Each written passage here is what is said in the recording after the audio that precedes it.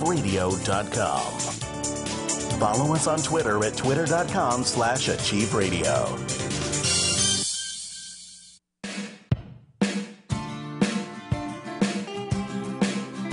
Here we go now. Go to the Carolyn. Here we go now. Here we go now. The wellness scene with Dr. D.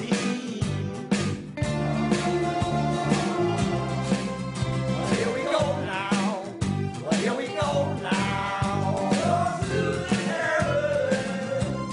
The wellness scene with Dr. D.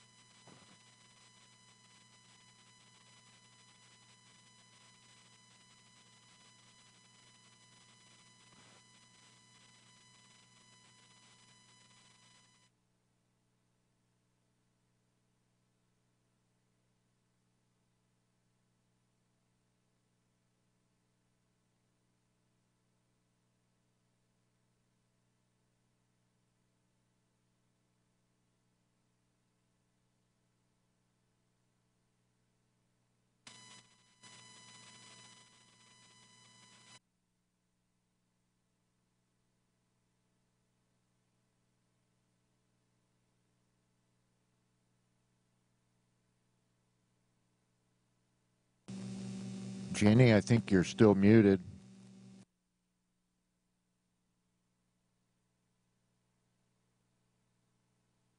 Hello? Bill? Yeah, now we can hear you. Okay. Okay, sorry about that. I don't know what happened there. All right, everybody, welcome. Dr. Carolyn Dean live here on achieveradio.com. Thanks, everybody, for tuning in this evening. I was saying that, when you weren't hearing me, I was saying that this is the first Monday of the month, which means that we are doing our Doctor to Doctor series this evening. So not only will you get the benefit of talking and listening with Dr. Carolyn Dean, but we're also having our special guest this evening, Barbara Schlitz, who is so hilariously funny. Carolyn and I were laughing that, of course, Barb is a RN. And we said, how perfect to have an RN on the Doctor to Doctor series, because everybody knows that the nurse knows more than the doctor anyway. So we're excited to have everybody here. Tonight's topic is nutrition. And, of course, Carolyn knows tons about nutrition. But we always like to have people come on and bounce off and create energy and share ideas and this kind of thing. Now, for our very own Dr. Dean, if this is the first time that you're tuning in, I want to tell you who Dr. Dean is, because some people, you know, they just come to the radio show. And as I was just saying, we podcast. We've got the radio show. We're on YouTube. We've got all this stuff going on. And people inevitably say, I just heard of you today, and my friend told me to call and listen. So for you who do not know Carolyn Dean, let me tell you, she's not only a medical doctor and a naturopath, but she has written over 35 big fat books, and then she's got 110 Kindle books that she's written. She is an incredible expert in the field of natural health and nutrition, and specifically magnesium supplementation and how to use minerals and other nutrients to building blocks for your body to boost your health and boost your longevity. She's an exciting and a wonderful and amazing woman. And then, in addition to having Carolyn with us this evening, as I said, we've got Barbara Schlitz, and I want to tell you a little bit about Barbara, who, again, is an RN. She is also a nutritional consultant. She's also a research investigator and a nutritionist. She has a degree from Bastyr University, a master's of science in nutrition, which is absolutely wonderful. And she has worked on so many great projects. She's done so many fabulous and fascinating things. I'm going to let her tell us a little bit about it. So I'm going to bring them both onto the show. Welcome this evening. First of all, we're going to bring in our very own Dr. Carolyn Dean.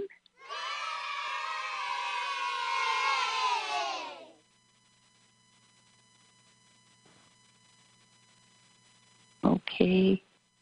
Carolyn. Carolyn, are you there? I am here. I am unmuted. And do you hear me? I do hear you. There you go. Okay, So, and now let's... You hear me, Jenny? Barbara. I can hear you. I'm here. I'm here. Okay. I'm good. Everybody's here. Yeah, and Barbara, we had a walk this morning because Barbara is in Maui visiting her daughter. So I certainly am. yeah, so it's very exciting that we decided to have Barbara and asked her to be on the show. I've known her for decades, met her in New York at one of the doctor's offices where I was doing the homeopathic acupuncture technique, and Barb actually learned it. She worked with a wonderful doctor in New York, Dr.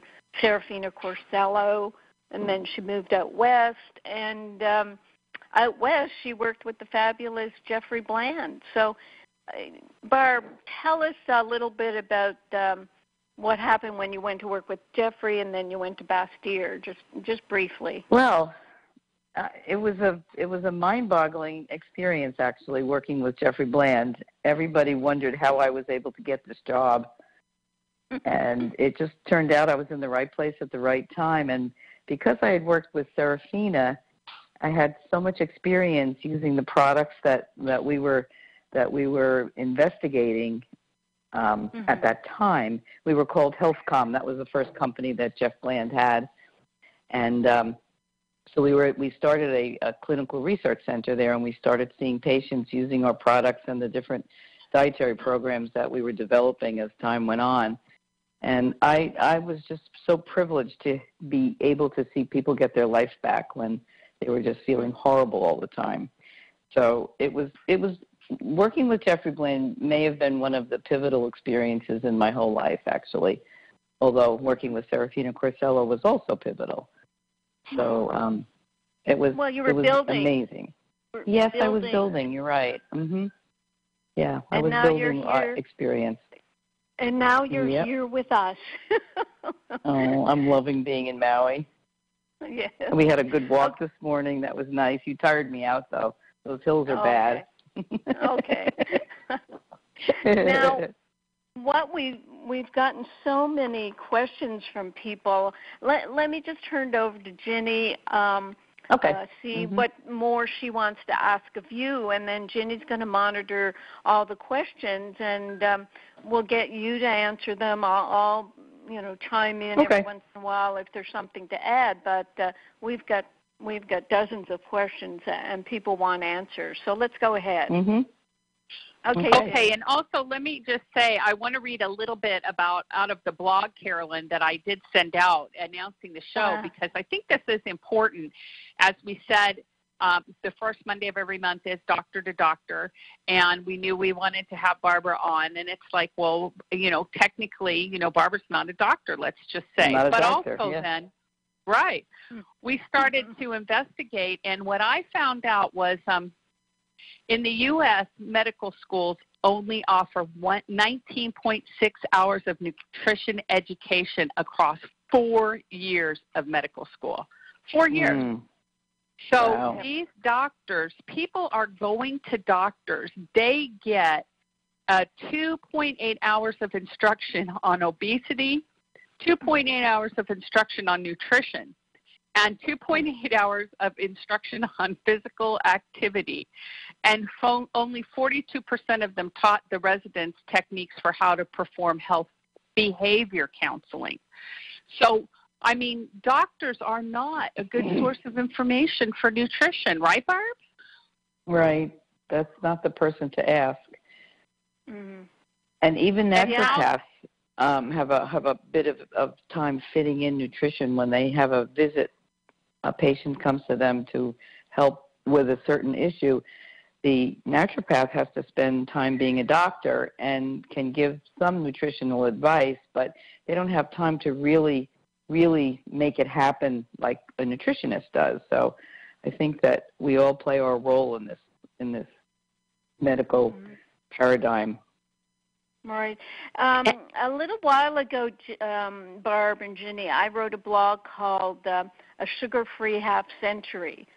And what that was about is 50 years ago, the studies by the sugar industry started to show that sugar was causing heart disease. And they quickly covered it up. They hid that study. They buried it. They turned the blame for heart disease on saturated fat and created this whole margarine industry and the trans fats, which turned out to be worse. And I said in this blog, if only doctors had known about that study, they might have started to say to people, oh, look, we have this research that shows sugar is bad for your heart. Maybe you should give it up. Because people will listen to the doctor. But if the doctor isn't given the information, as Ginny found out, and I know from my medical school, I had 1 hour of nutrition, if that.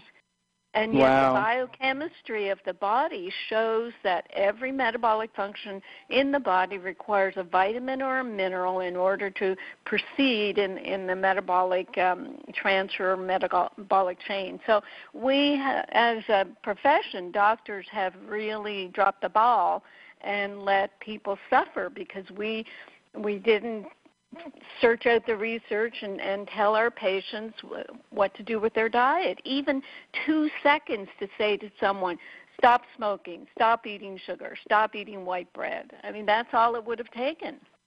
Yeah, even if they didn't know that sugar was bad for you, there are so many obese people that walk into the doctor's offices and they don't really talk to them about losing weight or improving their blood sugar labs and so forth. So it's a big puzzle to me why they're dropping the ball, although I think a lot of it has to do with the fact that they don't have enough time to spend with the patients. Yeah. Barb, I know you've done nutritional counseling for some of our customers and things, especially people who go on like a yeast I love overgrowth. your customers. They're so hungry for information. So it's been such a pleasure working with some of them. Yes, yeah. We have great customers, but I'm wondering, like, what is your kind of like, if you could give us an idea of, when you say doctors need time, how, what kind of time do you spend with people? How does that work? What is your my first visit it can't be less than an hour and a half because I need to get information about people. I need to bond with people. I need to know what their lifestyle is like so that I can be what they need me to be, because everybody's different. I don't have one way of working with everybody. So I get some really important information when I'm interviewing people and getting to know what they're eating, what their stress levels are like, how are they pooping, how are they sleeping. Those things are really critical, and most of the time no one asks them these questions. So it takes a while, and after a good hour and a half of talking, I can formulate a plan. And as I said, everybody's different. So it's a big bonding experience for me. And when you say formulate a plan, it's so funny because, and we are going to get to the questions, so many of the questions that we do have today are related to what's the best diet? Just tell me, Doc. What's the best? But then you're kind of saying everybody's different. Everybody's different, yes. There isn't any one diet for everybody. The only thing that I would say is that everybody has to eat vegetables and fruits. That's probably the only thing that I would say that's common to everybody, because some people want to eat animal protein and some people want to eat only vegetable protein. Some people don't want to eat dairy. Other people feel better with dairy. I have to really listen to what people tell me before I make a suggestion on how they should be eating. Right, and, when, Ginny, let me just intercept here. When we mentioned fruits on the show, a lot of people are on the yeast-free diet reading my Reset the Yeast Connection. And we tell them to go minimal on That's fruit. Different. Yeah, okay, so that's different. Yeah, that's different. When there are yeast issues, we have to be very careful with fruit, but then you have to eat even more vegetables because all of the phytonutrients that are in fruits and vegetables are really critical for us having optimal nutrition, and especially for a good immune system. And then we would say, myself and customer service, well, what we're finding, especially with something like magnesium, 100 years ago you could get 500 milligrams in your diet. Now you're lucky to get 200. We've really ramped back on the nutrients. Yeah, and that's where the supplements come in. But certainly the diet, we've always said that you start with a good diet. And again, that's why wonderful to have you to refer to, because I don't do recipes, so I'm not going to sit with someone about recipes. Recipes are my specialty. I love recipes. I look at recipes every day, multiple times a day. That's kind of like my middle name, so I do love recipes. The thing about fruit is an important one with Candida, because fruit will feed Candida, but things like berries are very low in carbs, and people can get away with some berries on a Candida diet. And berries actually have the highest phytonutrients in them. So I don't know if our listeners know what phytonutrients are, but they're plant chemicals that have various ingredients in them that are anti-cancer, antioxidants. They're helpful in bone health and eye health. And the more colorful your diet is, the more you're getting all your phytonutrients. So if you think of the rainbow, and there's 7 colors, there's 6 or 7 colors in the food rainbow, and if you can make sure that you get food from each color every day, you're probably covering all your bases with the phytonutrients that are going to help you all across the board, especially with your immune system. So if you can't eat fruits, then you have to eat lots of vegetables. Right, yeah, the phytonutrients, that's interesting, because I focus on vitamins and minerals. Do you think the phytonutrients are less in our current farmed food, sort of non-organic, big agri-food? Are there less phytonutrients? I think there's less phytonutrients and vitamins and minerals. I mean, we know that the soil is very depleted. The average farmer just plants the same food in the same plot every single year, and so that depletes the soil. And now we know that you don't get much vitamin E in your food and the soil, and magnesium is also very depleted. But I think we're finding out that the soil is getting more and more depleted every year. So those of us who can buy from organic farmers, or even better, grow it yourself, you're bound to be getting way better vitamins, minerals, and phytonutrients. They're sort of all equally important because they all work differently. And if you are growing your own food, it's important to rotate where you plant your food so that you don't deplete the soil of the important nutrients. But I think magnesium, as Carolyn has pointed out, is one of the most important things. If I don't tell my patients to take a lot of supplements, but magnesium is like my number one thing, because it's responsible for, what is it, over 375 reactions in the body that go on all day long, Carolyn? Something like that. Isn't it pretty high? Yeah. So we're depleting it. And what's Serafina Corsello, the doctor that I worked with in New York when I first met you, she used to say magnesium was the yellow canary of stress. So who do we know today that's not stressed out? So not only is our soil depleted and our food doesn't have as much magnesium as it was supposed to have from years ago, we're also depleting our magnesium by being stressed out. So that increases our needs to take a good quality source of magnesium. Right, and we'll get into it a little bit, but we keep saying our Remag is the best absorbed magnesium there is. It is. Barb has experience. She's telling me she keeps bumping into friends in the health field who are taking Remag, and she's just so excited because it's I didn't know it. Yeah. Pretty cool. That's great. Okay, Jenny, back to you. Yes, I do want to say something, Barb, that I think is really funny, too. You know how, you know what polyphenols are? That's part of the phytonutrients, right? Yeah, polyphenols are really high in things like blueberries and olive oil, and they're among the most important phytonutrients that we have. And you were going to comment on them?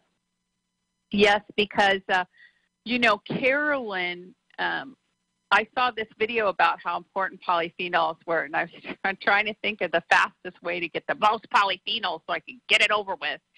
And Carolyn, you know, she chews those cloves every day as a breath mint.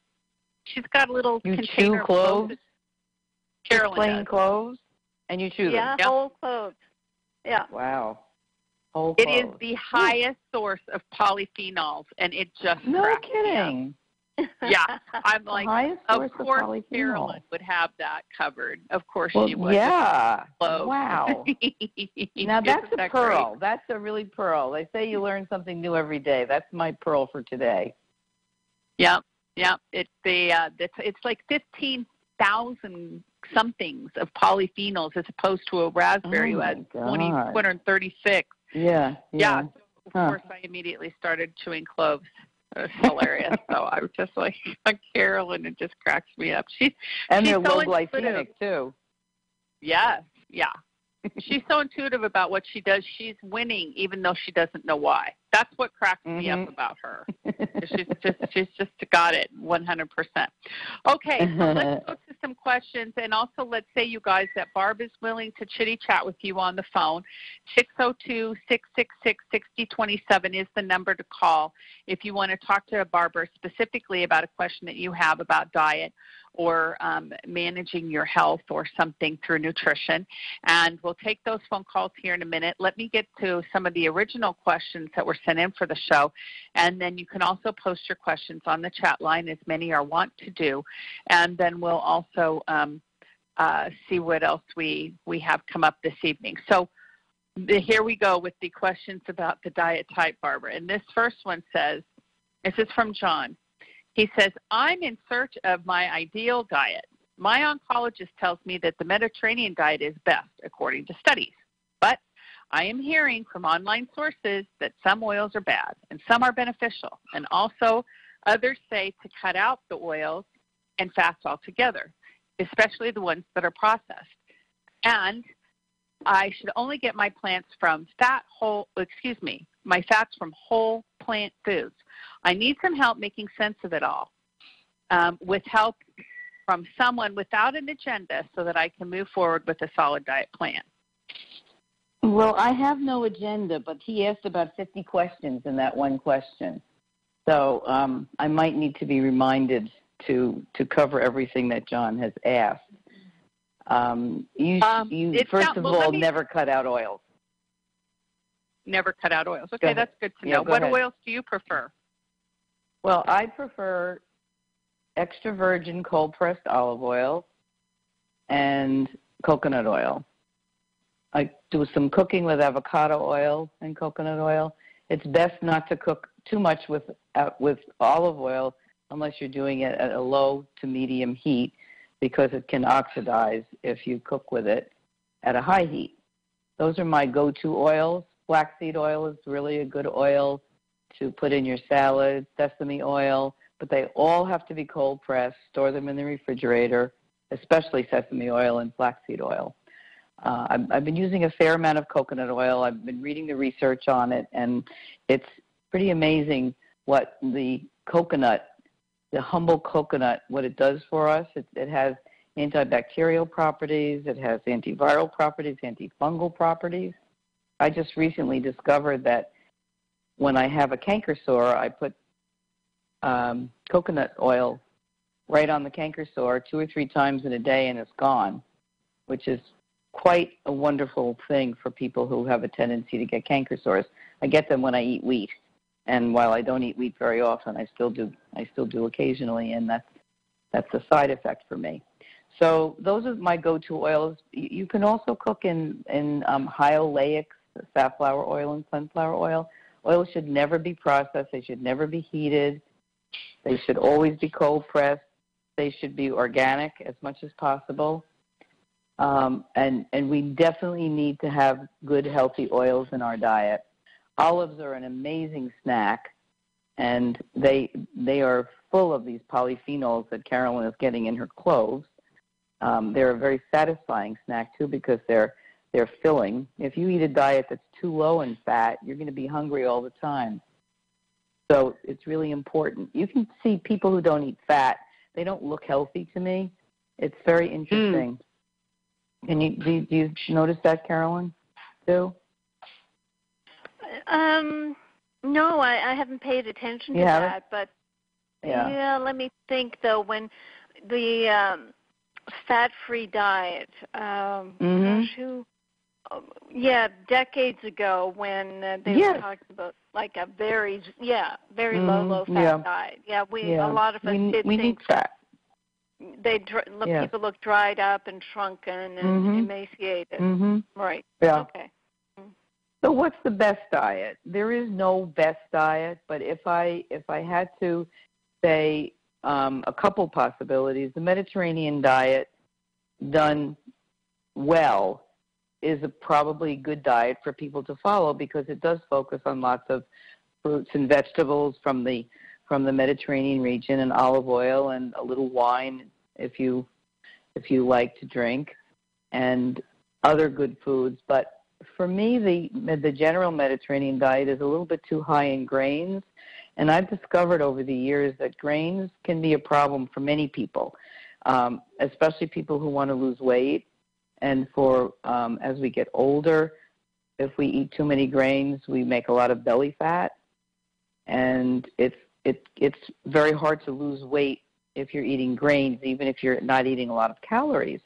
But a modified Mediterranean diet where you have maybe only one grain a day, and that grain maybe would be something like quinoa, which actually is not really officially a grain. Quinoa, for those who might be interested, is in the beet and spinach family, which I found very interesting when I discovered that. So while it's not officially a grain, it behaves like a grain, and it has the kind of caloric and macronutrient content of a grain, except that it's higher in protein than the average grain. So it's not missing any of the amino acids that other grains are. But if you follow not too many grains, but lots of vegetables and all the other things that are from the Mediterranean area, I think that's really fine. Now, something that's never mentioned when people talk about the Mediterranean diet, if you ever go to Italy, people walk everywhere. They walk up hills, like the hills Carolyn made me walk up this morning. They really, really get a lot of exercise, and I don't see them talking about the Mediterranean diet combined with exercise. So I think that's an important withhold that should be added to any recommendation for the Mediterranean diet. The other diet that I tend to really like is a modified ketogenic diet, which is a diet that's kind of similar to the old Atkins diet. Many years ago, I had a lot of negative feelings about the Atkins diet because it was a very high-fat diet, low carbohydrate, but the fats that he said you could eat were ridiculous things like fried pork rinds. And I have a really big problem with people eating fried pork rinds. And in addition, legumes were completely off. You couldn't eat legumes. And all the research that I read about legumes, I cannot find any real reason to tell people not to eat them other than to be careful not to eat too many because they are kind of high in carbohydrates. So if you're eating a lot of vegetables, and I ask my patients to eat 10 to 12 servings of vegetables a day, and at that point their eyes usually glaze over because they can't imagine eating that many vegetables. But a nice big salad at lunchtime covers way more than half of that at a time. So a half a cup is a serving of vegetables, so it's not as much as people think it is. Did I answer all of his questions? Yes, but the only thing you didn't answer, you did. The only thing you didn't answer were, what are the processed, can you give us some specific oils to avoid? Specific oils to avoid: corn oil, soybean oil, Sunflower oil, safflower oil, canola oil. Now, canola oil is one of the highest genetically modified foods that you can buy. So if you wanted to buy canola oil to cook with, or to bake with or something, I really don't think you should, but if you did, if you bought it organically, at least that would guarantee that it's not genetically modified, but it's still not a good oil for you. People like to cook with it because it has a neutral taste to it. I love baking with coconut oil because it doesn't have a neutral taste. And by the way, coconut oil needs to be unrefined. The refined coconut oil doesn't smell or taste at all like coconut, and it has a lot of the essential fats are removed when you refine coconut oil. So that's another important thing that I didn't say. It should be virgin or extra virgin and organic. So what are the other oils that aren't good? Yes, coconut oil. I'm trying to think if there's any other oils. Did I miss any oils, Carolyn, that aren't good for you? I can't think of any others. No, I think you covered them all. Yeah, and it's how you use them. You covered that earlier. Like certain oils, they don't like a high temperature.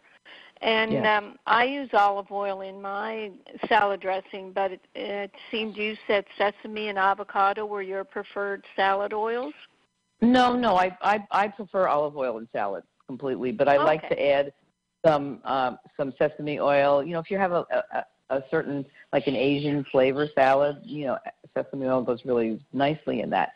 If you wanted to, if you were making a stir fry, for example, I usually do a stir fry with coconut oil, and then I will add a little bit of soy sauce, and at the end, I don't cook with it, but at the end I'll top dress it with sesame oil, and it gives it a really nice flavor. So, and avocado is another oil that you can cook safely with without worrying about it oxidizing. Okay. It's pretty neutral in its flavor as well, though. Right. Okay, good. Is there a lot of bird activity where you are at your study? Apparently, I'm sorry. Can you hear the birds? They're really chirping a lot.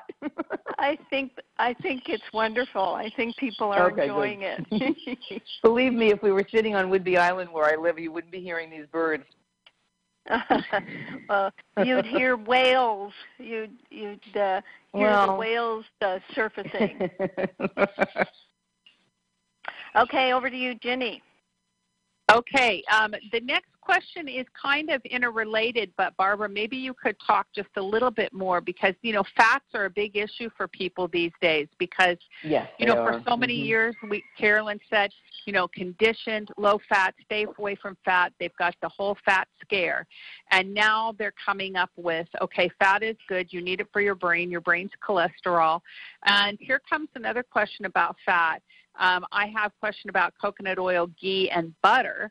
Some holistic doctors say they are bad because of the saturated fat, which will increase cholesterol and cause heart problems, while others claim that they're good and they actually will lower the LDL level. So I'm very confused and concerned about conflicting nutritional information. So can you comment on that? And Carolyn, you too. Sure. Well, go ahead, Barb.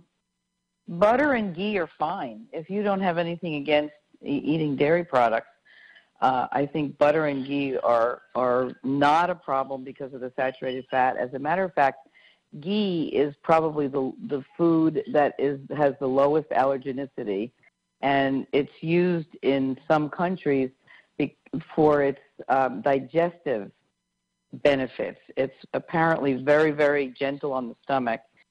And it doesn't have there's no reason to avoid ghee. And butter is definitely preferable over margarine. If you're not eating grains like bread, there isn't a whole lot of things to put butter on. People used to put butter on vegetables. I mean, I actually love butter, and sometimes I'll look for some kind of gluten-free bread in my freezer and toast it just so I can have a little taste of butter because I just love it. But so I don't have anything against it. And you can also cook in butter. The Italians do some sautéing and combinations of olive oil and butter too. And it has a wonderful flavor. So the only time that saturated fat is very bad for you is if it's an oxidized saturated fat. Well, actually, saturated fat per se doesn't get oxidized. But if you combine the saturated fat with sugar, that's when it raises your cholesterol. But saturated fat on its own does not tend, I'm not saying it never does, but it doesn't tend to raise cholesterol like people used to think it did. Like people used to think that eggs were a problem, and they really aren't. So, so how do you feel about butter and ghee, Carolyn? Well, I keep hearing about ghee, and I just never get around to using it. It's like you say, where do you put the butter and ghee? Butter, we talk about butter in our world because we use blue ice royal for its fermented cod liver oil and butter oil, because good butter from grass-fed animals has that mystery factor that, who is that? The CLA? Are you talking about the CLA? No, it's the Weston A. Price. Oh, yeah. His mystery factor that then turned out to be vitamin K2. So butter is great for that. And the difference between butter and ghee, just so to remind people, butter contains butterfat, milk solids, and water. Ghee is a pure butterfat cooked longer until all the moisture is removed and the milk solids are caramelized and then filtered out. So that's the difference. The ghee, like Barb said, is pretty neutral. It's non-allergenic because it's removed all the milk solids. So, you want to work with that more than, what else? Other oils, certainly margarine. I don't even see margarine anymore. Oh, my gosh, yeah. Soy butter, for example. People it's getting avoid easier. dairy. Yeah. It's getting easier to get the grass-fed butter now. There's Kerrygold is imported from Ireland, and it's one of the few things that I allow myself to buy that's not local, because I try to really improve the carbon imprint on our lives by buying as much local food as possible. But Kerrygold butter is from grass-fed cows in Ireland, and it's easy to get at Trader Joe's and at Costco. So it's way more gettable. It's way more available for people. Yeah. I don't think gettable's a word. Yeah. So, yeah. Okay, Kerrygold, good. We all have a Costco near us, even here. Okay. Yes. Very good. Okay, Ginny? Excellent. Okay, wonderful. All right, here's another question, Barbara. What is the best diet for children? Is it a different diet than the diet for adults? Oh, that's a tough one. No, there's no different diet for children than for adults, but it's so important to keep sugar away from kids and not have them get a sweet tooth, because the more, the baby cries and a mother sticks a cookie in the baby's hand, and I have to admit that I did the same things because I didn't know any better. But that would be the most important thing, is to get them to eat vegetables and whole food and not to buy junk. I look in people's cupboards and I see these packaged foods of all this junk, and kids come home from school and this is what they eat. When my grandkids would come home from school when they were little, I would put a plate of all cut up fruit out, and they would scarf it down instantly. But if the fruit wasn't there, they'd go into the cupboard and get all the junky stuff. So I think what you show by your own example and what you put in front of kids is extremely important. So, is there one diet for kids? No, just unprocessed, healthy foods, as low in sugar as possible, and lots of fruits and vegetables. That would be my mantra for kids. Carolyn, what do you think? That's perfect. I'm glad you brought up the sugar. That's the basis of a good diet, is lack of sugar. Well, when I ate terrible amounts of sugar until I was in my early 30s, and I was tired all the time. I had shameful PMS. I screamed at my kids for a week before I got my period. And I had headaches every day at 4 o'clock, and there was no information about nutrition and PMS in those days. And so I read something somewhere about sugar and decided I would stop eating sugar. And a month later, I had no PMS at all, no headaches, and no fatigue. And that was my entryway into the field of nutrition. I was about 32 or 33, and that my quest began when I saw the impact it had on my life and my family's life. You know, you stop screaming at your kids, you're a much nicer mother, that's for sure. Good for you. Yeah, we learn by personal experience. I'm always telling people, well, you're doing an experiment. People will get all upset because they went off their diet and felt bad. And I said, no, that was an experiment. Now you know. If you go off your diet and eat too much of this or that, you're going to feel bad. I mean, when I came home from this trip, I thought I didn't have time to make meals, so I was just eating cheese and peanut butter for a couple of days, and I just got all mucusy. So I know I'm pretty okay on non-lactose cheeses, even though I try to be on a yeast-free diet. But on the keto diet, I'm trying to eat more fats, and I just realized, well, 2 days of cheese is too much cheese. So now I'm going to rotate cheese and just have it every third day. So you learn. I'm learning every day.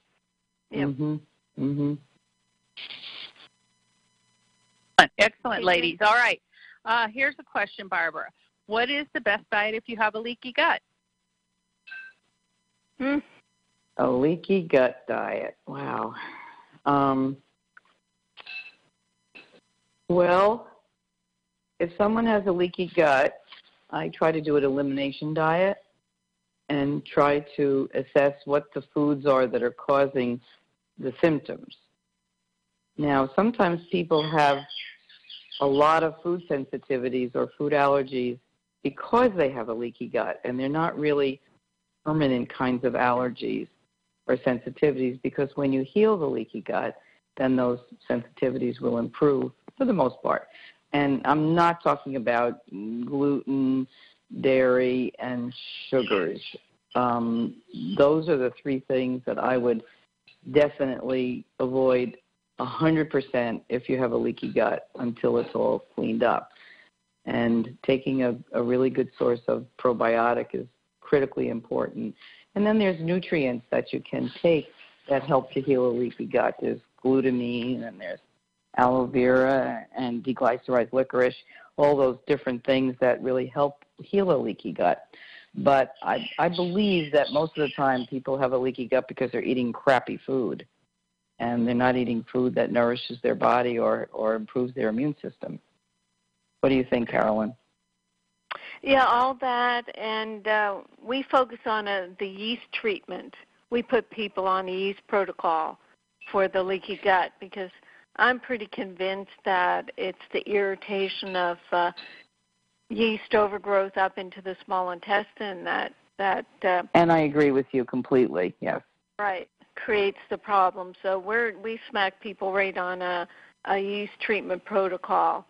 And as I was saying to you on the walk this morning, what we've been finding is when people go on our products, even if it's just Remag, but more so when they go on all the products after several weeks, maybe even a month or two, their immune system is starting to be strong enough that it's starting to kill yeast, and then people start feeling, quote, worse, and they think, oh, my gosh, it was working, and now it's not working.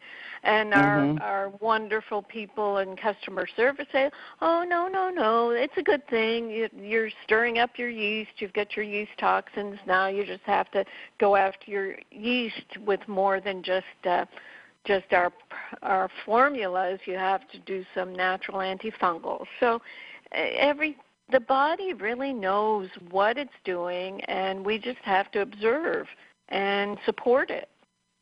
And also, as we said this morning, by going off of sugar, if you're doing a ketogenic food plan or an elimination diet or a low-carb diet, all of those things have people going off sugar, and that's going to automatically lower your yeast because sugar feeds yeast. Right. That's right. the most critical part of a yeast-free diet. Yeah, it's interesting, the whole leaky gut business and people getting into the probiotics. They're talking about the bacterial balance in the intestines, and not a lot of them address yeast. I mean, yeast will be treated when you avoid sugar and all the rest of it, but they're not using the antifungals. It's really interesting how they avoid yeast. I guess it's hard to diagnose, and there's no complete treatment for, not complete treatment, but there's no easy treatment for yeast, because you have to educate people about diet, probiotics, and natural antifungals. Yes. So and many doctors don't believe it. They don't believe that it's a problem. Yeah. Oh, woe is me. Yeah. Well, at least now we know why they couldn't possibly think it was a problem, because they just don't ever get that level of education. I mean, right. If you're a carpenter and you know everything about carpentry and you try to educate somebody on a plumber about why something's important, the plumber doesn't care. Because that's not his bailiwick. So, you can definitely see. That's why I just love what, Carolyn does, because she teaches people to take responsibility for their health. And just like you did, Barbara, you saw the effect of making a good choice, and you just dove right in and started making a whole lot more. Yeah, for sure. Yeah. Okay, let's see. Let's go to a couple questions on the chat line. And remember, 602-666-6027 is the number to call. And we're going to take a few phone calls in a second. One question came in. I use Sir Kensington's mayonnaise with sunflower oil for my salads. Is that okay? So sunflower oil. Well, first of all, is it organic? I would suspect it might not be. My favorite brand of mayonnaise is called Vegenaise, Vegenaise, and it's made with various kinds of oil. The one that I like is made with grapeseed oil, and I think that's a pretty decent one. So I'm not sure I like the sound of this one, but I would have to look at the label in order to be able to say what I feel about it. Can you tell me the name of the label again? Yes, it was Sir Kensington mayonnaise. I've never even heard of that. Let me see if I can look it up online. Yeah, while you're looking it up, I'll tell people about my my mayonnaise. As many Can you make know. it yourself? Do you make it yourself? Macadamia nut pate that I make myself every week. I have to make it because we eat it. Okay, so it's 8 ounces of lemon juice concentrate, 4 ounces of water, a teaspoon of sea salt, 2 to 4 cups of, maybe 3 cups of macadamia nuts. Blend that up in a high-speed blender with a handful of garlic cloves. And you make it. That sounds wonderful. Yeah, whatever consistency you like, and it is totally the best mayonnaise ever. That sounds wonderful. It may be hard can you make it with anything else besides macadamia nuts? Because it's hard to get macadamia nuts when you don't live in Hawaii. Yeah, I haven't tried it with many nuts, but I've seen cashews, almonds. You might soak the almonds to make them a bit softer. But I found Sir Kensington mayonnaise. Oh, here it is. I never heard of it, but it looks good. It's non-GMO. It's certified humane free-range eggs. It's made with avocado oil, and this looks fine. I'm just looking to find the actual all of the ingredients that are in it. Does it say which one of the Sir Kensington's mayonnaise that she's asking about?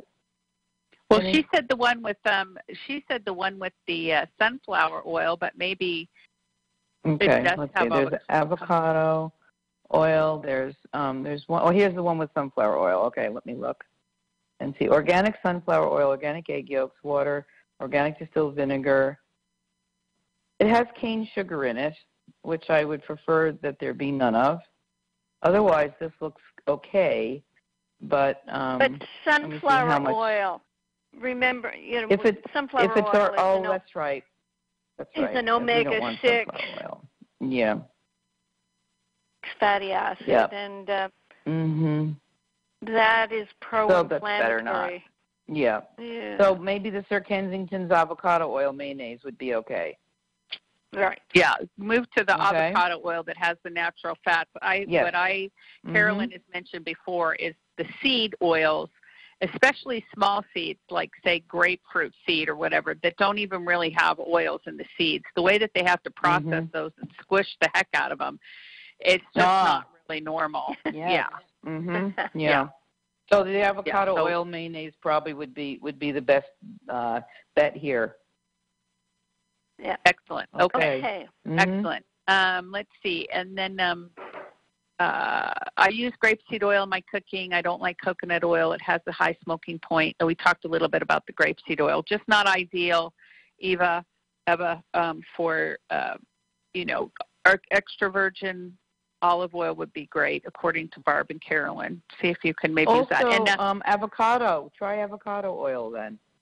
And avocado oil. Sells it at a reasonable price, too. Okay, very good. Excellent. But coconut oil, I don't understand the high smoke point. She says, she says, I don't like coconut oil. I use grapeseed oil instead. It has a very high smoking point. Any input on grapeseed oil? That was the full question. Yeah, I don't know why someone wouldn't like coconut oil. That's interesting because it is so healthy. I do know that when I do oil extraction, what do you call it? Putting oil in your mouth to... oil pulling. Oil pulling, right? Oh, oil pulling, yes. Sesame oil is good for that. And they say coconut oil is good as well, but when I use coconut oil straight, it scratches my throat. It irritates my throat. Really? So it is too cooling for me straight, but I definitely use coconut oil when I make my cacao powder and the coconut oil and a little bit of stevia or sweetener, and that's fine. So some people may find coconut oil too cooling. And I know it's kind of funny, but when I was looking into coconut oil and the foods that the blood type diet, I saw that certain blood types supposedly don't do well on coconut oil. Again, I find that hard to believe, but that's just some information I came across.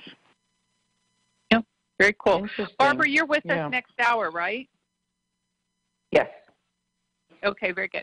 Okay, that's excellent. Yeah, and that brings up a good point because here's a question about the blood type diet. So since you brought it up, Carolyn, let's just say, is there any validity to the blood type diet? I'm an O type. I love carbs. They seem to increase my weight, blood pressure, and lipids.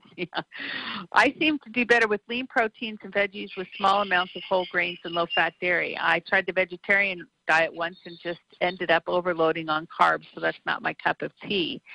Thanks in advance. So, blood type diet. Barbara, Carolyn? Carolyn, you go for it. Yeah. Well, I knew the elder Diadamo, James Diadamo, he was up in Toronto for a while. So I looked at the blood type diet, and it was around the time I was trying a macrobiotic diet and vegetarian diets and checking them out. And I got sick on a macrobiotic diet. I started building fluid up in my lungs, and as soon as I ate some chicken protein, the fluid dissipated. I just didn't have enough protein albumin to hold my fluid. And then I know I'm a O blood type. I read the blood type diet, and I realized that, I do much better on animal protein. When I did a little survey in my local health club in Toronto, I found that if you're healthy, and no matter your blood type, you seem to be able to eat, vegetarian or protein. Didn't really seem to affect these healthy people. But then I saw in my patients, like when your health fails, it really helps to eat according to your blood type. So when your health fails, it's better to sort of pamper your body a bit and work with your blood type. So I do believe there's something. That's an excellent point. Yeah, type. But then when the Diodamo's son, I guess it's Peter, those birds are getting too loud. I think you're going to have to go in the bathroom for the next hour, Barb. So with the younger Diodamo, he started going into these subtypes, sub-blood types. Oh, yeah, you could be an A with a bit of O or a B with a bit, and it just got too ridiculous. So okay, we're going to take a break. Experience. We're going to talk to the birds, and we'll be back with hour 2 here in just a minute. Hang in there, everybody. We'll be right back.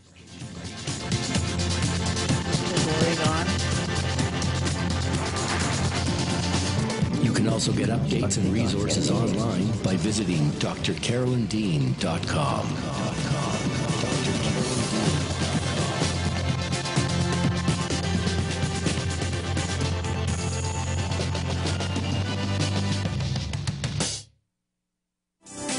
Psychic radio, holistic radio, spiritual radio. This is achieveradio.com. Follow us on Twitter at twitter.com/achieveradio.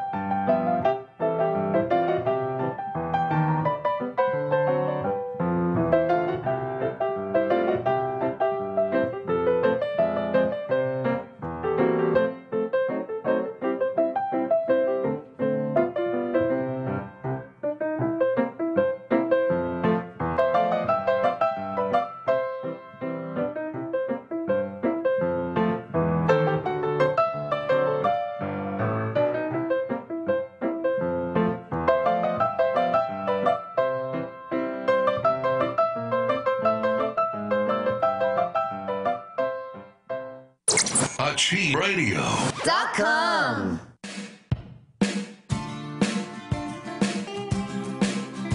Here we go now. Go to the Carolyn. Here we go now. Here we go now. The wellness scene with Dr. D.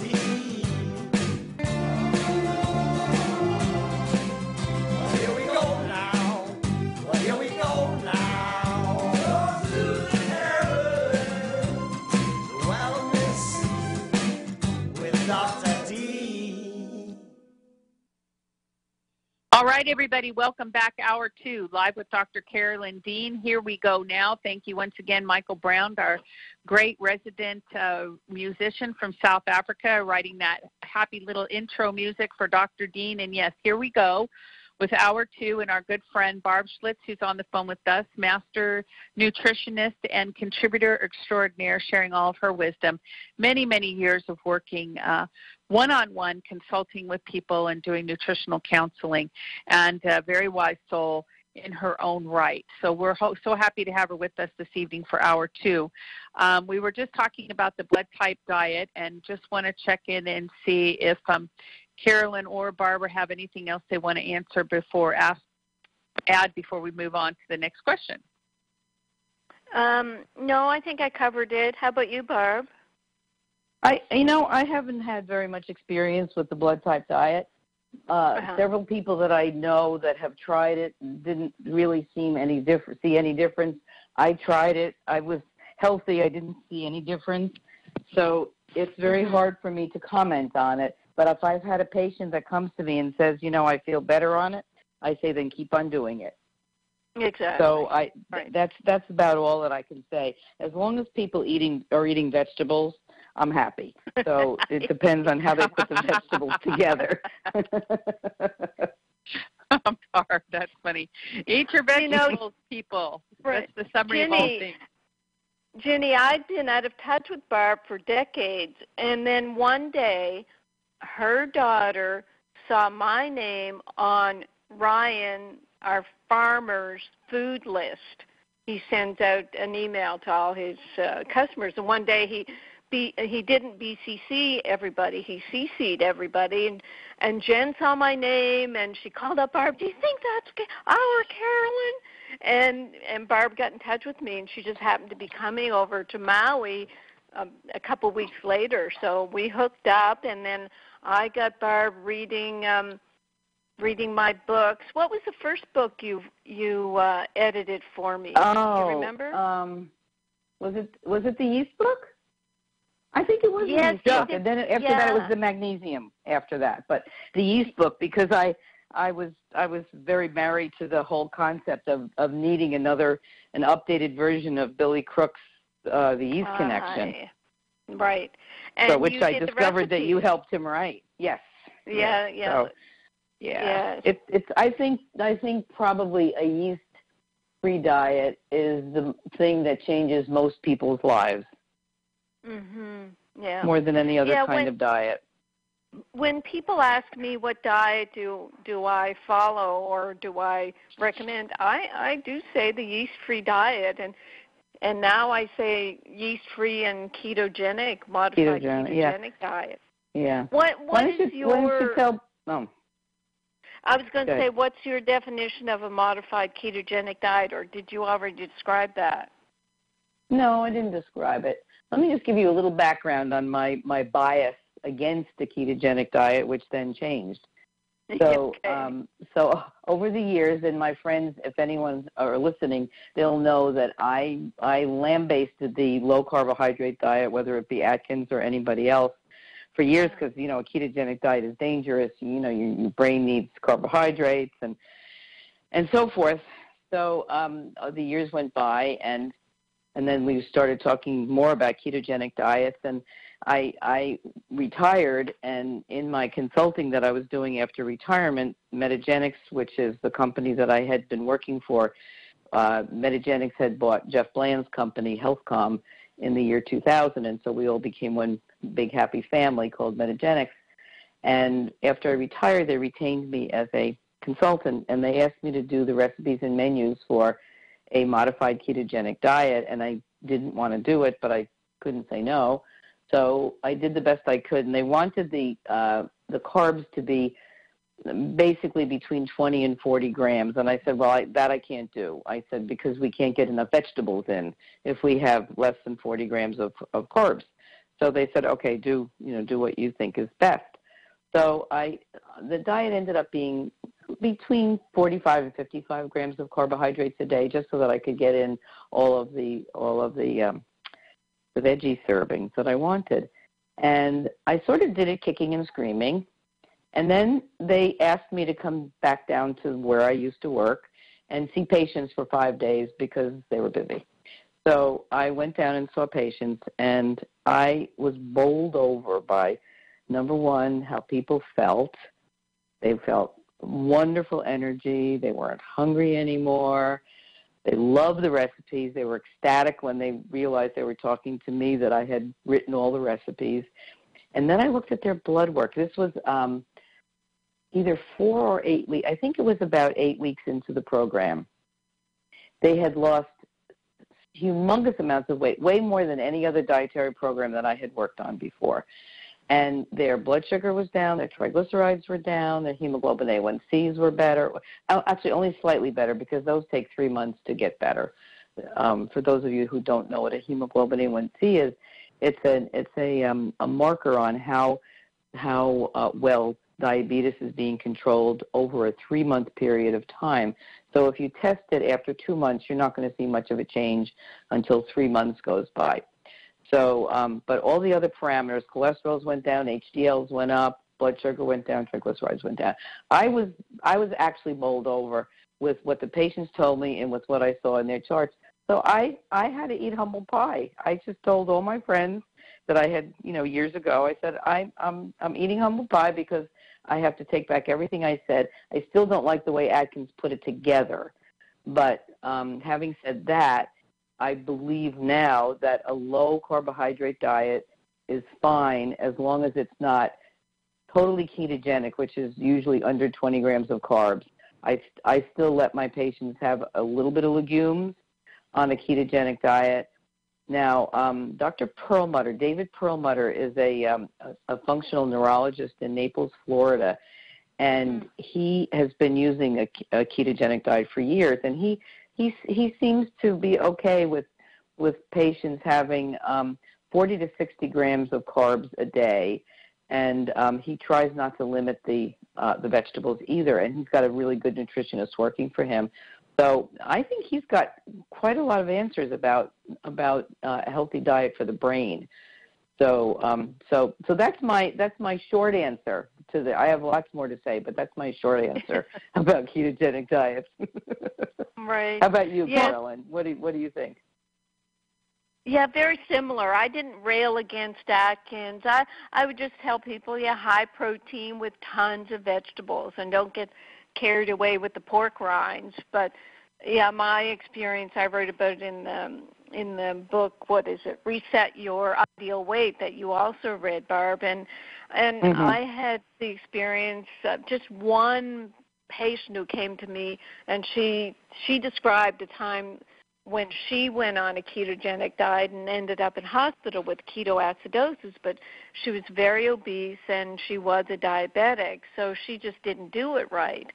But now with all the research, the Jason Fung up in Toronto, a nephrologist, and these allopathic doctors who are starting to realize that they've got to do something about obesity, and I think we can offer them information about, take magnesium before you develop those cramps. Know that you're getting yeast die-off, and it's not the keto flu and all these things. So we've been able to tell our people to do the complement formulas, all except don't do the restructure if you're doing a fasting period. But we have people fasting for a couple of days feeling just fine because they are on the minerals and they don't seem to feel deprived. Well, look at all the research there is about intermittent fasting. I mean, I used to tell my patients to eat within an hour of getting up in the morning for breakfast because that's how you break your fast. And I would do it begrudgingly because I was never hungry. And now, the longer you go, at least 12 hours, they say, at least 4 times a week, if you have a 12-hour fast from dinner to breakfast, your brain is in heaven. The mitochondria in your brain are just growing away. So as long as you can, when you break your fast, that you don't gorge on bad things, it's fine to go as long as you feel comfortable not eating. And so some people fast 1 day a week on just water, and that would be a time when you definitely want to take your minerals, Carolyn. And some people take 2 days a week, and they eat only 600 calories in those 2 days a week. So you could have restructure for one meal, and then you could have 2 meals of small amounts of protein and vegetables, and you'd have your 600 calories that way. I used to think, I tended to be hypoglycemic, low blood sugar, that I couldn't do that. But I discovered when I stopped eating carbs, I don't never eat carbs, but when I stopped eating them on a daily basis, that my blood sugar wasn't going up and down like it used to, because it's the carbs that make your blood sugar go cuckoo. So if you're not eating a lot of carbs and you're just eating protein and vegetables, you can go way longer without eating. Do you agree, Carolyn? Oh, absolutely. It's the seesaw effect of sugar on the insulin, on adrenal glands. Mm-hmm. Yeah. As soon as your blood sugar goes down, the body flips into a feedback mechanism where it shoots out the adrenaline to push your blood sugar up by getting at the glycogen in your liver, and then you get another hit of sugar, and it's a incredible seesaw. And that adrenaline pumping out, it's going to push your heart. And that's where people get this tachycardia, and maybe they're susceptible to an arrhythmia because they're magnesium deficient. It's really an inefficient way to eat when you're eating so much sugar. And like Ginny was telling me when we were on the mainland together, and it makes common sense, before all this processed sugar, we would only eat fruit at the end of the season, the growing season.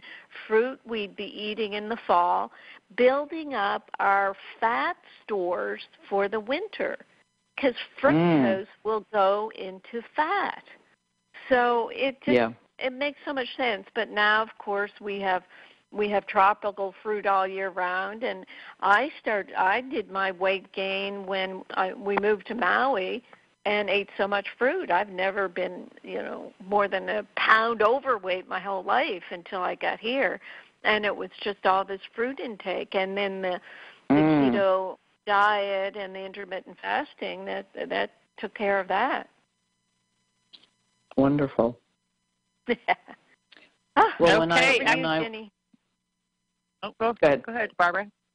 No, go ahead. I was just going to say, one of my consulting projects that I had to do for the Institute for Functional Medicine about 4 or 5 years ago, I had to interview 10 thought leaders in the world, in the UK and the United States, on a healthy diet for the aging brain.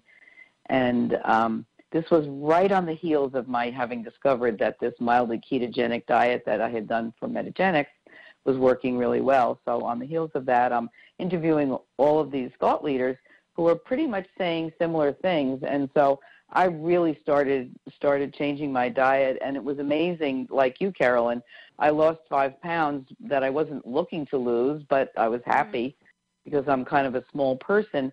And everything just shifted for me when I stopped eating all those carbs. And I'm certainly not saying I never eat carbs, but I just really eat good carbs when I do eat them. So I highly believe in a somewhat ketogenic diet. People will try a ketogenic diet and buy these keto strips to see if they're in ketosis, and they get discouraged when they find out that they're not in ketosis. I think good things are still happening when you're in mild ketosis. It won't show up on the keto strips until you're really eating at below 20 grams of carbs a day, and I don't think that's healthy at all. I really think that less than 20 grams is really hard on the body. Well, in the classic ketosis world also, too, the definition is 60-30-10. And so 60% of you're supposed to get your energy from fat. And so if you're getting 100 grams of fat a day and 100 grams of protein, you can easily get 35 or 40 grams of carbohydrates, and it will all balance out. So, if you keep your carbs in proportion, they don't count calories in keto, they count macros. Yeah. Now, will your keto strip show that you're in ketosis at 60-30-10? Oh, good. Okay. Nice. Yeah, because because you're burning fat. That's where the body is supposed to be taking its energy from. Yeah. Okay. Okay, let's ask a couple questions here on the chat, and we're going to take some phone calls. Cecilia asked, could Barbara give us examples of the best breakfast and ideal times for meals? Oh, boy. There are no ideal times for meals. I think that if you try to do a 12-hour fast from dinner to breakfast, the most ideal thing I can suggest is to eat dinner before 7 o'clock at night, especially if you're not a night owl. If you're a night owl, it's kind of hard to eat dinner at 7 and if you're still up at midnight, you're going to possibly be hungry. So that's a little hard to do, but the body seems to do really well if you don't eat anything after 7 o'clock. The other part of the question was times, and I'm spaced What's out a good now. breakfast to break your fast? What's a good breakfast? What's a good breakfast? Well, okay. Since 1991, I've been having a protein shake for breakfast. I feel best on a protein shake, and I would say that 6 out of 7 days a week. If I have company, my best breakfast is eggs. I do a veggie scramble where I take leftover veggies, or I saute tons of greens and then throw in some leftover asparagus or broccoli or something like that in the pan, and I just warm them, saute them until they're nicely acquainted, and then I put them on the side of the pan and then put my eggs in, and they cook the eggs separately into a scramble, and at the last minute I fold in all of those vegetables in there, and then try to use as many herbs as you can, fresh herbs or spices, because the phytonutrients in those are awesome, as we just found out about Carolyn's clove chewing. I've never put cloves in eggs, though, but there's many different herbs that you can put into eggs. That's my favorite breakfast, just eggs and vegetables, no potatoes and no bread. And if I want to be a little fancy, I'll make a nice fruit salad to go with that. That's my first favorite breakfast after a protein shake. In the protein shake, I put 2 handfuls of greens, and I vary from my garden: kale, spinach, Swiss chard, and collards. Those are the things that I'll throw. And arugula. Actually, I thought arugula would be too bitter, and then one of my patients, who actually is a patient from Carolyn's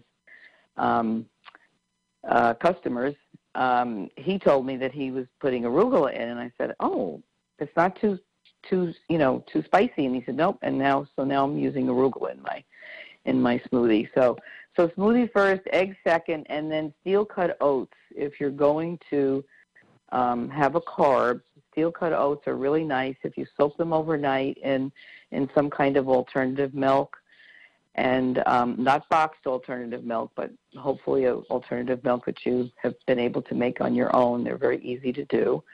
Soak it overnight, and then toast some nuts and put some nuts and frozen blueberries in with the steel-cut oats. And if you eat plain yogurt that's organic from grass-fed cows, that can go on as a little garnish. Those are my favorite breakfasts. Is that, okay, how about let you, me Carolyn? add.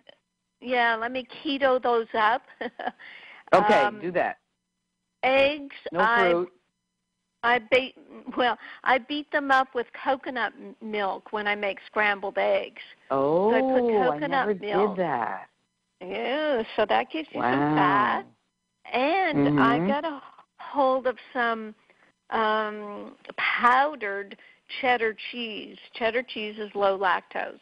So I'll actually spin up my egg coconut milk with, what do I put in? Cayenne, a little bit of cayenne, and then a couple tablespoons of this powdered cheddar cheese in it.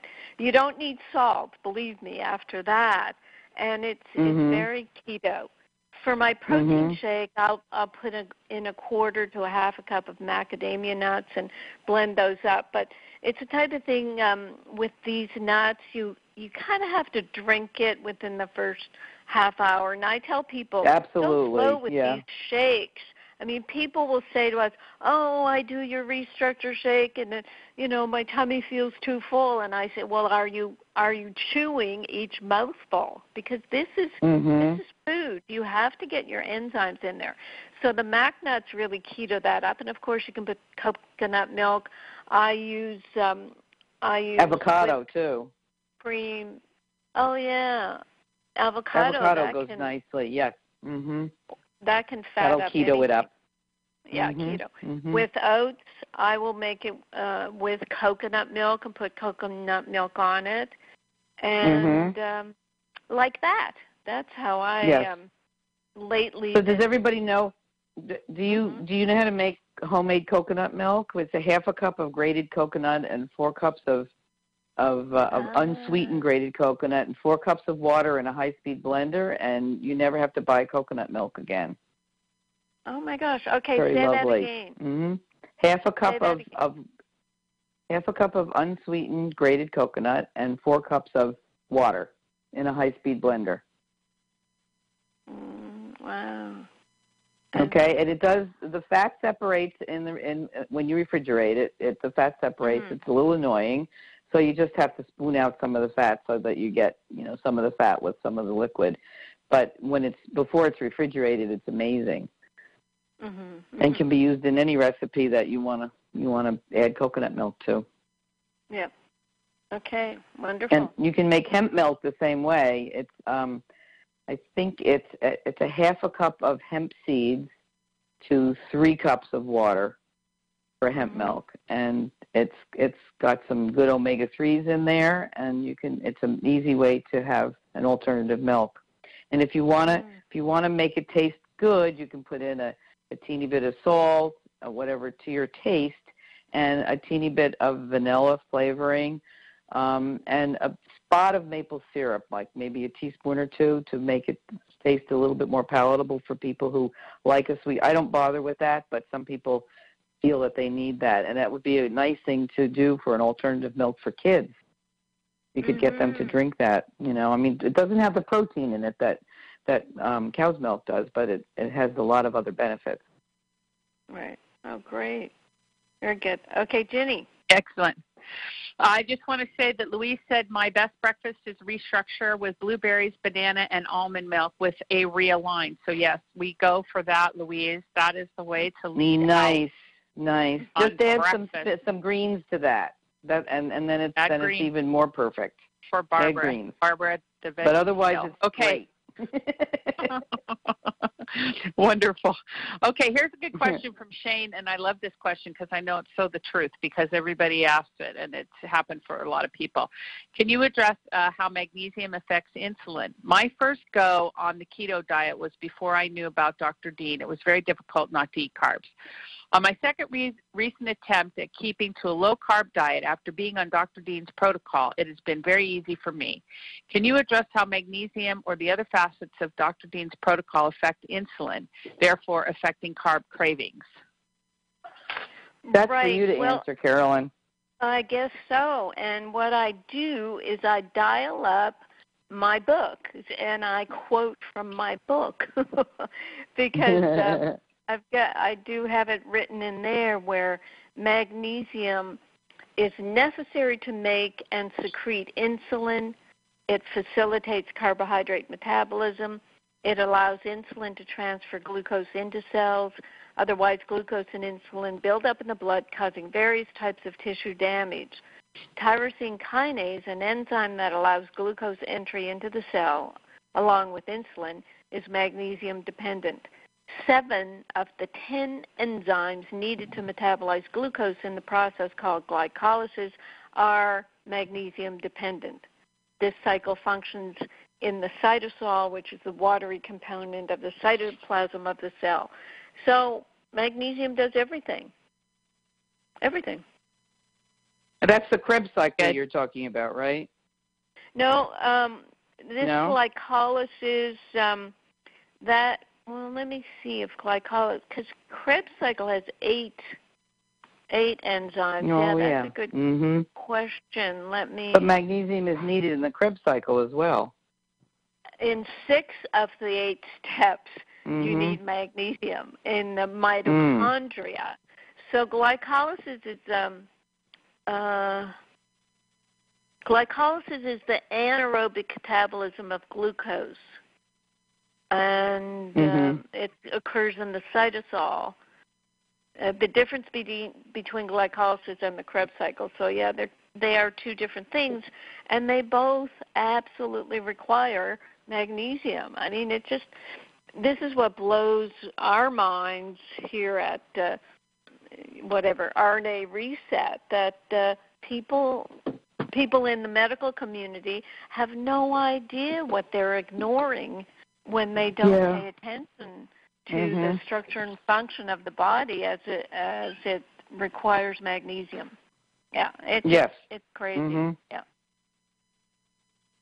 Okay, very so good. That's that. Yeah. Okay, very good. Yes, and we have had a lot of those testimonials, people who have been on the protocol and then go to do the keto or the low-carb diet. They don't have the withdrawal. They can manage the sugar bumpings a lot different, so that's very good. Nice. Yeah. Okay, also, here's a question from Marv, who just typed in, hello, Dr. Dean and Ginny. It's a joy to hear and have the knowledge of a person inform us that coconut oil is healthy. I am of a Caribbean descent, and I was raised on eating coconut oil and doing all the good things that coconut can do. I was informed by a dietitian a few months ago that coconut oil is bad for my heart. This advice was not well taken by my body knows that it's not the truth. I have now incorporated avocado into my diet for salads and smoothies. It's so good that Dr. Dean says our body knows what it needs and we should take care of it. What do you think about the coconut oil being bad for your heart, Barb and Carolyn? Well, Barb, I had to write a paper about 10 years ago before we knew much about it. It was hard to find some good data on it, but basically the people in the tropical countries down in the near Indonesia, I can't think of the name of the countries, they studied them, and their diets contained up to 63% fat from coconuts. And they had no incidence of heart disease. They had very low heart disease. And they didn't have any processed foods. So they're eating saturated fat without sugar, and so they don't have heart disease. India was eating lots of coconut oil, and some powers that be decided that they should change their fat in India. And as soon as they changed their fat, within 10 or 20 years, they began to have heart disease that they didn't have before when they were having coconut oil. They found out there was one trial that they did on a bunch of medical students a while ago. I don't remember the date of it. And they gave them only coconut oil as their only fat. Now, first of all, that's unreasonable because that's not what we're eating. We're not eating coconut as our only fat. But be that as it may, they did this in the trial. They gave them something like 30% of fat from only coconuts. But they used refined coconut oil, which puts them into a state of essential fatty acid deficiency, because when you refine coconut oil, it takes away the small amount of polyunsaturated fats that are necessary. I think it's the linoleic acid is essential for us. And so they were put into an essential fatty acid deficiency, and their cholesterols all went up. But it was a very poorly designed study, and it was the only one that I could find 10 years ago when I did that paper. I'm not sure. I would suspect that much more has been done since then, because I see things all over all over PubMed, which is the place that you have to find good research. So I have no qualms using coconut oil and recommending it for my patients. I think it's bad advice to tell people that they can't have coconut oil. I don't see any reason to worry about that statement. How do you feel, Carolyn? Oh, yeah, exactly. I remember a group of Indians from India who migrated up from their ancestry was India. They lived in Guyana. They moved up to New York, and within 4 or 5 years of being in New York, eating plant oils, stopping their palm oil, stopping their coconut oil, eating junk food, they were all developing diabetes and heart disease. It was just horrifying. Mm-hmm. It was incredible.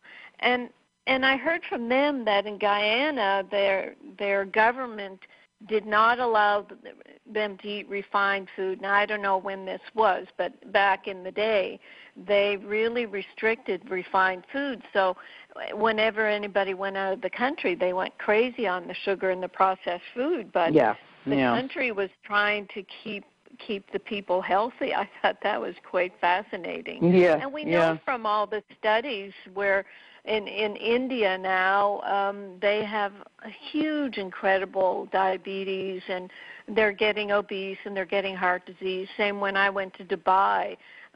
They're just eating so much sugar. They're all getting health problems really quickly. Like and the Pima Indians, too, from our country. Right. Yeah, anyway, Same thing. These saturated fats, they are what we call so saturated that they can't go bad. They do not go rancid. That's what makes them so good for you, and it makes them antifungal because they can't go rancid. It's quite fascinating, and there are people. I'm trying to think of I'm trying to look it up. The doctor that writes all the coconut books, coconut oil books. Fife. Yeah, Fife. Yeah. So there is a lot of research out there now. Dr. Bruce Fife. So anyway, that's enough. That's enough about coconut oil. Okay, wonderful. Okay, let's go to the phones, and then we've got a couple more questions still waiting. So I hear you people. I know you're out there. But let's get to the phones. We haven't taken any phone calls. We'll go to area code 949. 949, you're on the line with Dr. Carolyn Dean and Barbara Schlutz. If you have a question or comment, just give us your name and then go ahead. Thank you. My name's Laura, and thank you both so much for what you're doing. I really appreciate it. And you might understand how when you understand. I graduated from medical school, and I'm thinking, yes, we had maybe 3 hours of nutrition class, and the professor was, I remember it was 8 a.m., he was eating M&Ms and drinking a Coca-Cola. We only had maybe 2 hours of nutrition in all of medical school. Okay? And that's what the teacher was eating and drinking.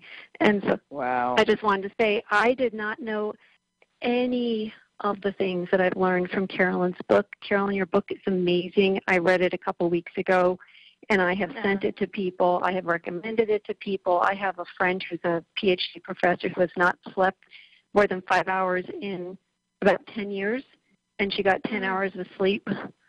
She keeps emailing me. I slept 10 hours last night. She was not sleeping, had a headache all the time. And I just really, really appreciate the research and how clearly you explain things. So thank you so much. Oh, thank you. Now, I need your help to know if I am taking too little or too much Remag. Okay. So I would say, looking back at the family history that we have on my mom's side of the family, we have the irregular heartbeats. Everybody does allopathic medicine, I have to tell you. I've not heard magnesium from anybody. So they've had the heart ablations, the heart medications, asthma, eczema, restless legs, you name it. And I didn't understand the connection between magnesium and stress, but I can tell you that I had a very stressful period 3 years ago, had severe abdominal cramps, thought it was an appendix, but it was actually, since then I was taking the Calm, but it had the laxative effect, still didn't understand the connection. So I'm on day 11 of Remag, day 5 of Realign. I've ranged from 1/4 teaspoon to 1 1/4 teaspoons. Sleeping like a baby, not having any irregular heartbeats, calmer emotionally, more endurance, like hiking and doing other things. I mean, I think it's probably, when you talked in your book about needing the Epsom salt baths, just not being really, I've taken the glycinates, the citrates, the taurinate, the malates, all those that didn't seem to have the same impact as the Remag. So about a week ago, so day 5, I started to get loose stools. Now, I went out to a Thai restaurant that night, and I always say no spicy. It was a little bit spicy, but I'm at about 1 1/4 teaspoon, and I don't know if I'm taking too much, if I increase it too fast, because I've had stools for about a week. And so I cut back to 1/4 teaspoon or half on Saturday, and then I could not go to sleep. And I thought, I'm going to call in. I've added Realign. I was rereading some of your books, and I thought, I'm putting a pinch of sea salt, but should I have with the Remite make a difference? I don't do dairy. I don't do grains. I ate a bunch of grains and yeast for the first time, like maybe a month ago, that threw my system off. But cut that right back out because it was just not good. And also, people say they don't like the taste of Remag. It tastes so sweet to me. I love it. It reminds me of the study they did with giving the babies who had rickets the bottle of milk and the bottle of cod liver oil, and the babies with rickets and vitamin D deficiency in the orphanages would take the cod liver oil. And so I think the fact that it tastes wonderful. I know, and so the babies, even though you think cod liver oil, that's one of the things they did teach us in medical school, and I always thought that was amazing that a baby would take a bottle of cod liver oil who had rickets because they weren't taking the, orphans outdoors and getting the vitamin D. So the fact that the Remag tastes great to me makes me think my body needs it. I am peeing a lot more because I did not like drinking water. I live in California where it's a mandate fluorinated all through the state. So I'm drinking the reverse osmosis water, which has nothing in it. Right. So let me go ahead, jump in. Jumping in. How old are you? I am 48. Okay, so what we recommend, as you probably read, is getting more sea salt in your drinking water. Because that will pull the minerals and the water into your cells, and it won't run right through your bladder. I'm putting that in. Ever since I started the Remag, I'm putting the sea salt in the water. So I am doing that. Okay, good. A quarter teaspoon per liter. And then it's the sipping of the Remag through the day. Are you doing that? I'm doing exactly what you said. I'm doing an AM, an afternoon. So what I do is I put like a half a teaspoon, because you said to do it like around 3 times a day. So I start with half a teaspoon of the Remag in the morning, and I'll sip that for 2 or 3 hours. Later afternoon, I might do a quarter, and then evening I'll do a quarter, all with a pinch of salt. So I do sip it throughout the day. Okay. Yes, because then a teaspoon and a half, you won't be saturated yet, but what happens with some people is there's a certain amount of toxicity. There'll be the yeast starts being killed off. The immune system goes after yeast, and you can have die-off, or there'll be a bit of a laxative effect from the yeast, from toxins. What we do if the laxative effect happens on 1.5 teaspoons is get you to get the other several hundred milligrams with the Remag lotion transdermally on the skin. Okay, I was going to say I'm actually taking about 1 teaspoon a day, and I did make the magnesium spray from the flake, so I have that. So I can do a teaspoon, split out 3 times, and then what I do is I spray, like you say, leave it on. I make a 30% solution. I spray legs and thighs. My thighs have been stinging, and I know you said that can also indicate that you might have a deficiency. Leave it on for half an hour and then take the morning shower. Right. So as long as, it takes a month for my body to acclimate. I just wasn't sure because, like I said, for 5 days I was fine. And then I thought, okay, if this is something I have to go through, it doesn't bother me. And the other thing that I was going to ask, I got a restless leg. Oh, restless leg, go ahead. I was going to say I don't generally have restless legs, and this past weekend when I was on around a teaspoon and a quarter, during the day I sometimes feel like my ankles are achy. And so that's why where you talk about sometimes the symptoms pop up and go, and it's like a sputtering lawnmower trying to start after being, dormant in the shed. So I just wanted to call and get some reassurance on what I was doing and if I should add Remite or Recalc, because I don't eat a lot of calcium because I don't do dairy. I do the green leafies a lot, but I don't do dairy. Well, it's hard to say. There's kind of a lot going on. I don't really like people cutting back too much because then you've initiated a lot of magnesium activity and then you pull back, and it's as if you're creating a bit of a withdrawal by stuttering back. Okay. But if people are getting a true laxative effect and causing several bowel movements a day, I don't want you to be losing magnesium through the stool. And that's where we'll add psyllium. We'll get people to bulk up fiber in the intestines to kind of slow things down a bit. Sometimes magnesium is just going to get the peristaltic action in the intestines working more. So we have an FAQ about adding psyllium. And even bentonite, because of its yeast toxins, you can absorb the yeast toxins with the psyllium and the bentonite and slow things down. So even if you have lots of vegetables in your diet, you'd still consider the psyllium. Do you like the Saccharomyces boulardii, where people take like a yeast biotic, put in a healthy yeast, and kind of wipe out the... Yeah, Saccharomyces is okay. I think when I found a Prescript Assist, I just stuck with that as the best kind of soil-based probiotic. But, yeah, even with, I take psyllium every day because I have mild IBS, yet I eat a huge bowl of salad every day as well. So I think the psyllium... would I put that in, like, my morning green smoothie? Put, like, what, a teaspoon, or how much would I put in and try that? That's something that you want it to gel up, so you don't want to ruin your smoothie. So it's a teaspoon, water. Teaspoon to a tablespoon in the sea salted water. It tastes good in that. And then a teaspoon to a tablespoon, depending on the fineness of the grade of the psyllium. If it's really rough psyllium, use a tablespoon. If it's really fine, just a teaspoon in about 3 or 4 ounces of water. Shake it up real quick, drink it, and then follow with some more sea salt water. And that's a lot of folks find that helps bind them up. But, in the first month, you're just, like you said, you're going to be all kind of stirred up and shaken up. But I just don't like people to get enough of a laxative effect to where they're losing magnesium. But what's interesting in your story is how the whole family seems to be magnesium deficient.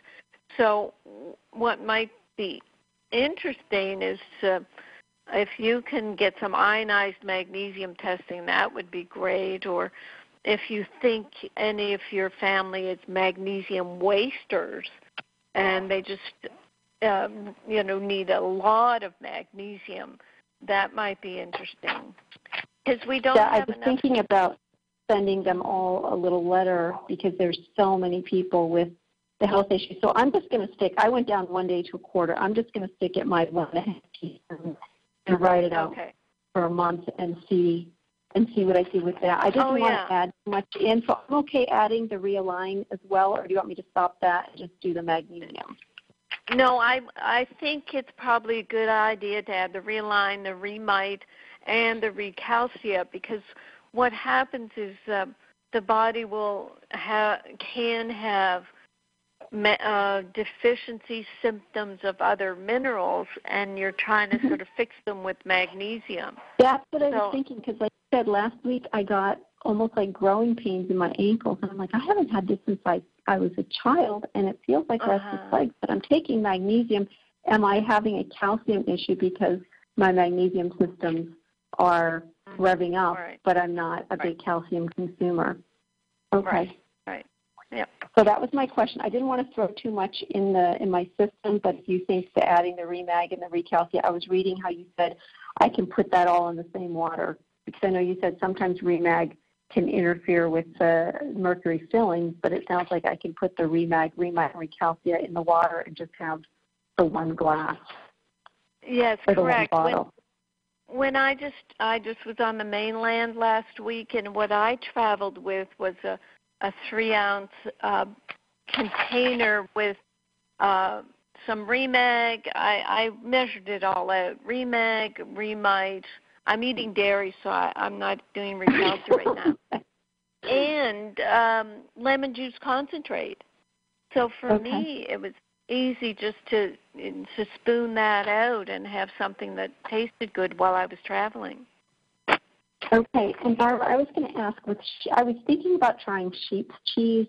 I just know that I've had PMS symptoms when I do cow's milk, and I was reading that some people who have issues with cow's milk are able, I would love to add dairy back in my diet, and I was reading last night about Italian Romano Pecorino is cheap cheese that gives a bunch of calcium. Yes. And I was thinking, will I be able to eat that and not try it? I know everybody's different.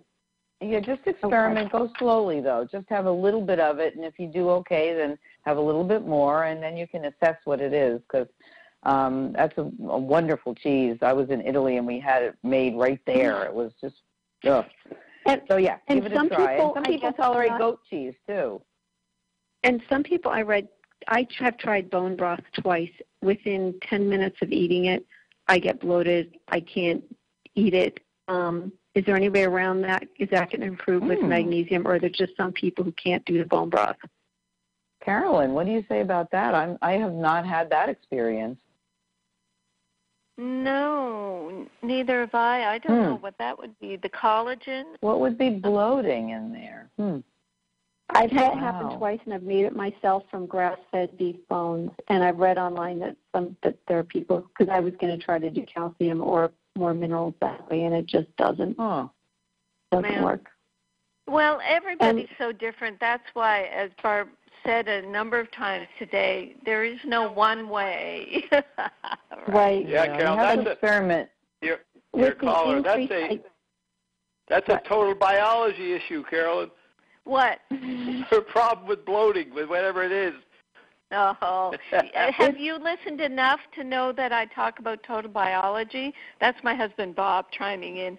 Bob, no, you know what? I just read your book for the first time 2 weeks ago, and I've been experimenting with your products, and so I don't know what total biology means.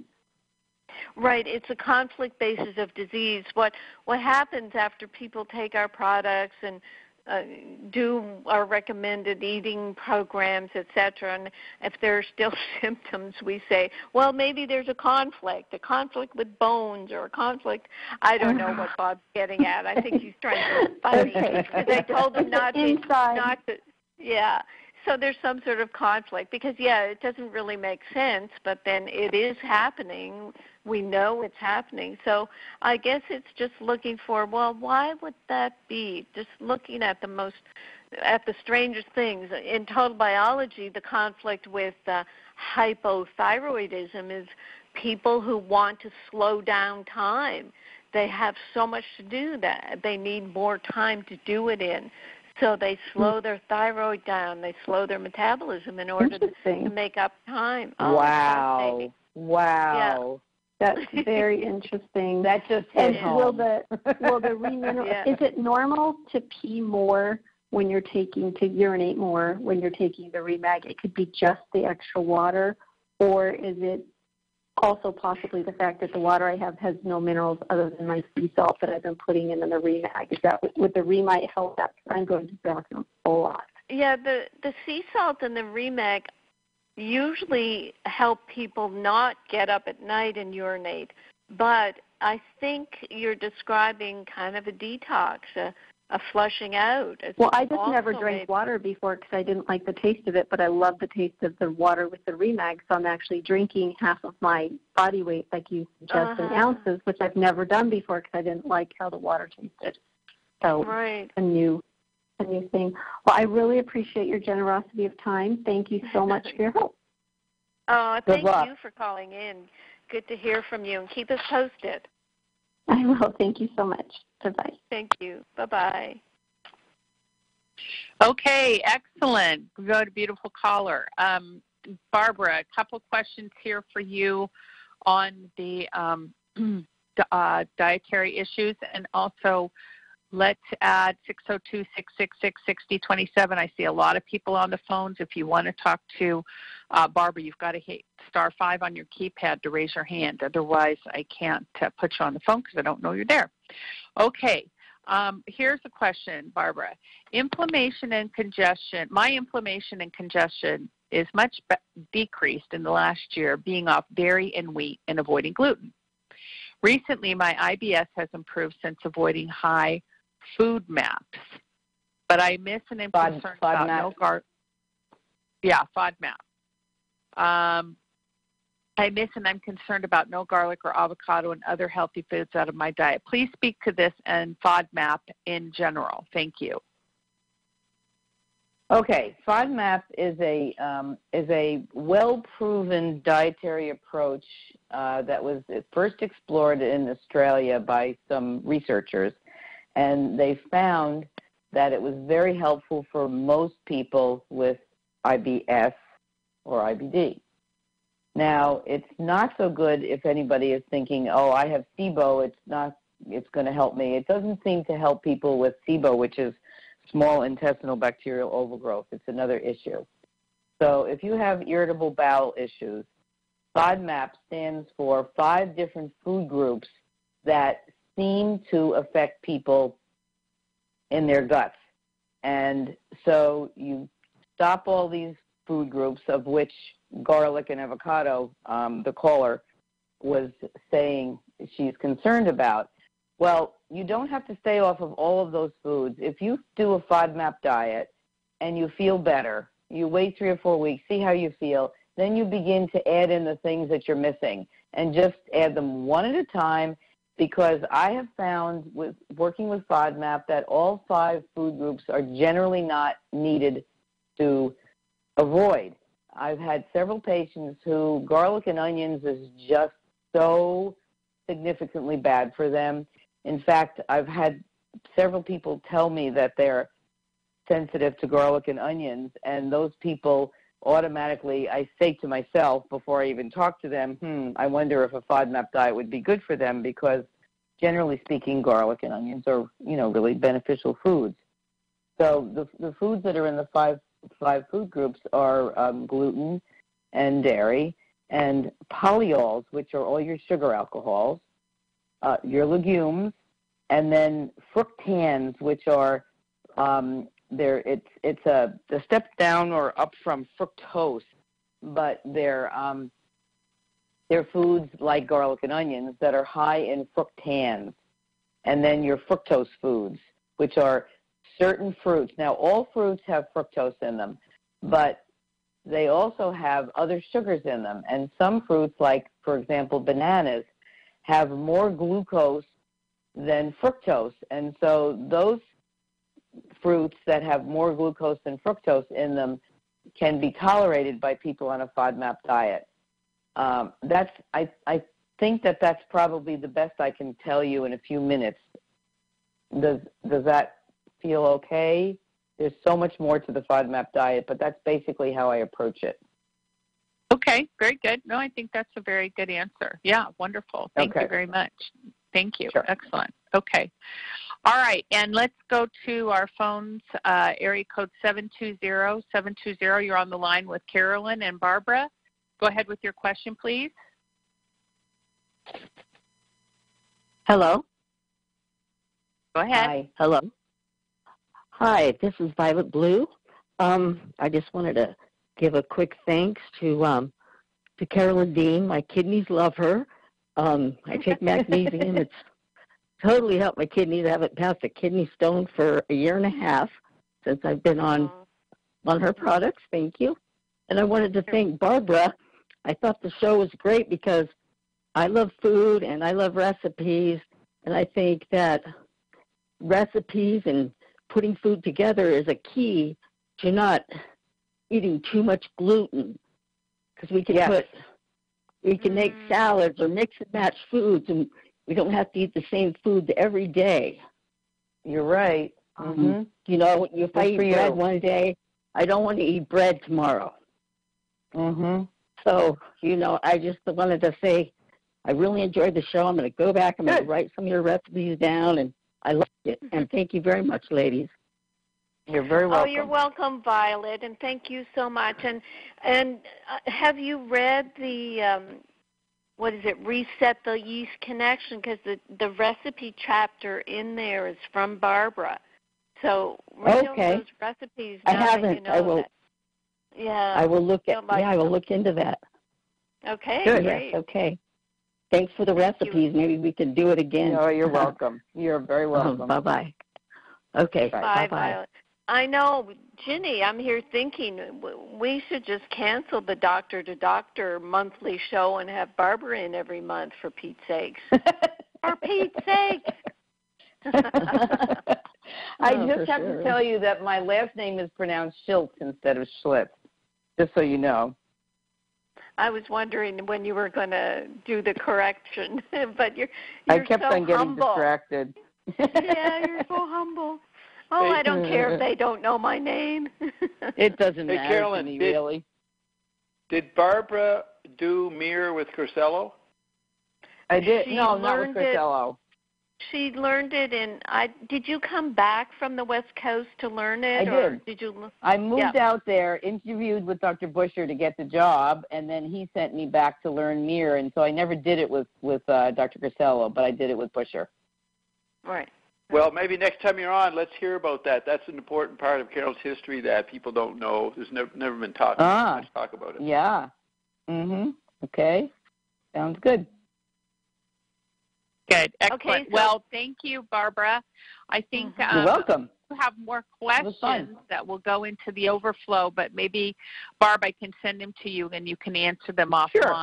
I think in general, though, people definitely got the summary of all things. Healthy fats, low carb, lots of veggies, fruits that support polyphenols and good phytonutrients and low carbs like raspberries and berries and things, lots of water, tons of remag, restructure protein shakes, 12 hours in between eating 4 times a week, and try to eat no later than 7 p.m. at night. And they think that is going to give people a lot to work with and going to make it You are good, girl. Different. Good summary. Yeah. Very good. Okay. Thank you. All right. Thank you, Barb. Thanks, everybody. Thank you, Barb. Okay. Thanks, Ginny.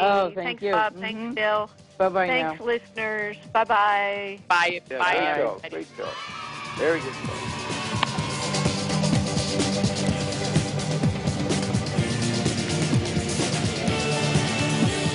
You've been listening to Live with Dr. Carolyn Dean here on AchieveRadio.com. Till next time, so long, and thanks for all the fish.